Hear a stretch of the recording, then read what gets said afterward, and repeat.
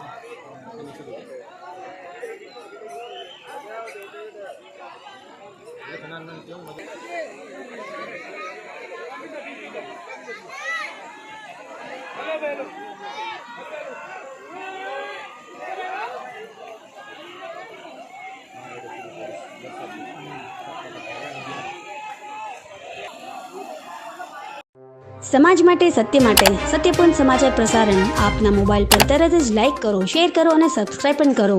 અને હા, ઘંટડી વગાડવાનું ન ભૂલશો. આભાર.